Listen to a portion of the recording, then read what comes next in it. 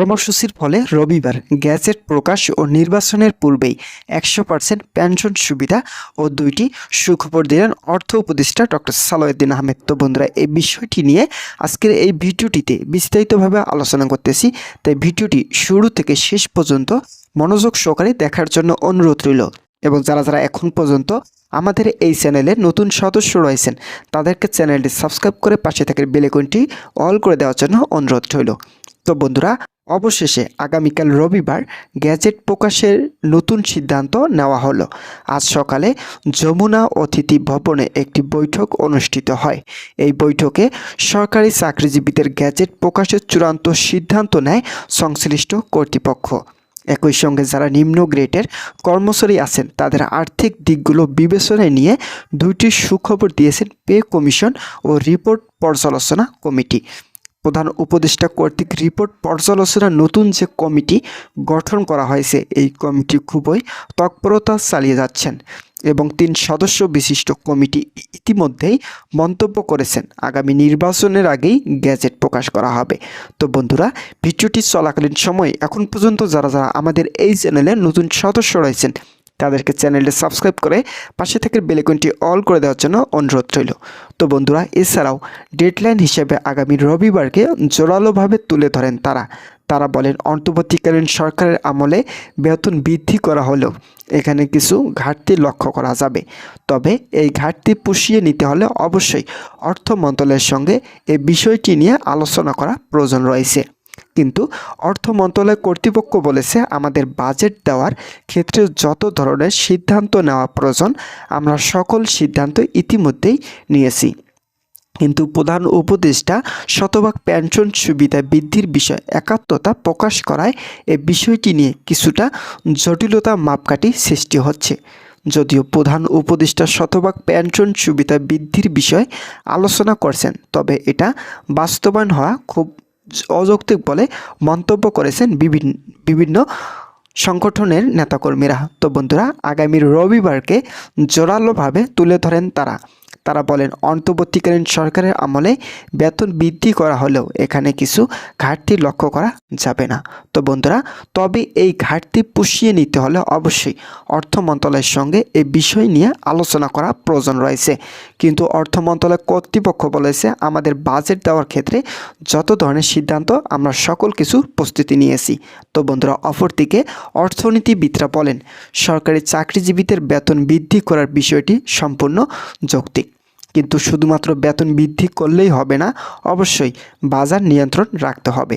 যেহেতু বাংলাদেশের ব্যাপক সিন্ডিকেটের অবস্থায়, তাই সেই সিন্ডিকেটের যাতে নতুনভাবে সৃষ্টি করতে না হয় সেই বিষয়গুলো ভালোভাবে পর্যালোচনা করার নির্দেশ দেওয়া হয়েছে। অর্থ উপদেষ্টার সঙ্গে অর্থনীতিবিদদের বৈঠক অনুষ্ঠিত হয়। সেই বৈঠকে এই বিষয়গুলো ধারাবাহিকভাবে উঠে আসে। তো বন্ধুরা, যারা যারা সরকারি চাকরিজীবী এবং কর্মচারী রয়েছেন তাদের জন্য শুভকামনা রইল। তারা পরবর্তী নিয়মিত আপডেট পেতে এখনই আমাদের এই চ্যানেলটি সাবস্ক্রাইব করে পাশে থাকার বেল আইকনটি অল করে রাখুন। তো বন্ধুরা, এছাড়াও কর্মচারীদের বেতন বৃদ্ধির বিষয়গুলো স্পষ্টভাবে তুলে ধরেন সংশ্লিষ্ট কর্তৃপক্ষের একাধিক সূত্র। কিন্তু অর্থনীতিবিদরা বেতন বৃদ্ধির বিষয়টিতেও খুবই ইতিবাচক ধারণা প্রকাশ করেন। বিভিন্ন অর্থনীতিবিদ বলেছেন, সর্বশেষ 2015 সালে 8ম বেতন স্কেল কার্যকর করা হয়েছিল। এরপর আর নতুন কোনো বেতন স্কেল কার্যকর করা হয়নি, যার ফলে সরকারি চাকরিজীবীরা ব্যাপক আন্দোলন করতে শুরু করেছেন। তাই তাদের আন্দোলন থামাতে হলে অবশ্যই বেতন বৃদ্ধির ভূমিকা অপরিসীম। পে কমিশন ইতিমধ্যে যে রিপোর্ট প্রধান উপদেষ্টার কার্যালয়ে জমা দিয়েছেন, এই রিপোর্ট অনুযায়ী সরকারি চাকরিজীবীরা বেতন বৃদ্ধির জন্য আবেদন জানিয়েছেন। আমরা আশাবাদী সরকারি চাকরিজীবীদের জন্য প্রধান উপদেষ্টার নেতৃত্বে দ্রুত একটি গ্যাজেট প্রকাশ করা হবে।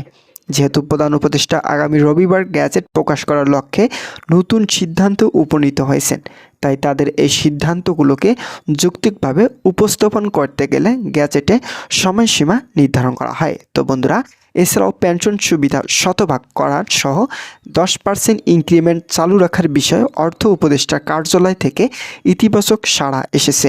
অর্থ উপদেষ্টা বলেছেন, নির্বাচনের পূর্বে সকল কার্যক্রম শেষ করতে হবে এবং শতভাগ পেনশন সুবিধা চালু করা না হলে সরকারি চাকরিজীবীরা আর্থিকভাবে লাভবান হতে পারেন না। একই সঙ্গে 10% ইনক্রিমেন্ট রাখার বিষয়টিও যথেষ্ট গুরুত্বের সঙ্গে দেখা হচ্ছে। তবে ইতিমধ্যে প্রধান উপদেষ্টা ও অর্থ উপদেষ্টার কাছ থেকে সরাসরি কোনো বক্তব্য না পাওয়ায় পরিষদের মুখ্য সমন্বয়ক মোহাম্মদ ওয়াসের আলী বলেন, 7 বছর ধরে শান্তিপূর্ণ আন্দোলনের পরেও সরকারি কর্মচারীদের দাবি মানা হচ্ছে না। 5 ডিসেম্বর লক্ষাধিক কর্মচারী উপস্থিতিতে মহাসমাবেশ আশা করা হয়েছিল। 15 ডিসেম্বরের মধ্যে নবম পে স্কেল গ্যাজেট প্রকাশ করা হবে, কিন্তু তাও হয়নি। তাই আজ 1 থেকে 3 ফেব্রুয়ারি সকাল 9টা থেকে বেলা 11টা পর্যন্ত নিজ নিজ দপ্তরের সামনে 2 ঘন্টা করে অবস্থান ও বিক্ষোভ কর্মসূচি পালন করা হবে। দাবি মানা না হলে 6 ফেব্রুয়ারি সকাল 10টায় কেন্দ্রীয় শহীদ মিনার থেকে যমুনা অভিমুখে মিছিল করা হবে। তো বন্ধুরা, ভিডিওটি এই মুহূর্ত পর্যন্ত এসেও যারা এখন পর্যন্ত আমাদের এই চ্যানেলের নতুন সদস্য রয়েছেন তাদেরকে চ্যানেলটি সাবস্ক্রাইব করার জন্য অনুরোধ রইল। তো বন্ধুরা, সর্বনিম্ন পে স্কেল 35,000 ও সর্বোচ্চ 1,40,000 টাকা নির্ধারণ সহ নবম পে স্কেল দ্রুত গ্যাজেট প্রকাশ। 2015 সালে পে স্কেল গ্যাজেট বাদ পড়া 3টি টাইম স্কেল ও সিলেকশন গ্রেড পূর্ণবহাল। বেতন জ্যেষ্ঠতার পূর্ণবহাল স্বায়ত্তশাসিত প্রতিষ্ঠানে গ্র্যাচুইটি হার 100% নির্ধারণ সহ পেনশন প্রদান। ব্লক পোস্ট ও সব পদে 5 বছর পর পদোন্নতি বা উচ্চতর গ্রেড নিশ্চিত করা। বর্তমান বাজার মূল্য অনুযায়ী ভাতাদি পুনর্নির্ধারণ এবং সাময়িক আধা সাময়িক বাহিনীর মতো রেশনিং পদ্ধতি চালু করতে হবে। সরকারি, আধা সরকারি ও স্বায়ত্তশাসিত প্রতিষ্ঠানে একক নিয়োগ বিধি প্রণয়নের মাধ্যমে বেতন ও পদবৈষম্য দূর করতে হবে। র্যাব বা সরকারি সংশ্লিষ্ট কর্তৃপক্ষ ইতিমধ্যে এই কর্মসূচি সম্পর্কে তথ্য গ্রহণ করেছেন বলে জানা গেছে। তো বন্ধুরা, আজকের এই ভিডিওটি এই পর্যন্তই ছিল। আশা করছি আজকের এই ভিডিওটি থেকে অনেক উপকৃত হয়েছেন। যদি কোনো ধরনের উপকৃত পেয়ে থাকেন তাহলে অবশ্যই আমাদের এই চ্যানেলটি সাবস্ক্রাইব করে পাশে থাকার বেল আইকনটি অল করে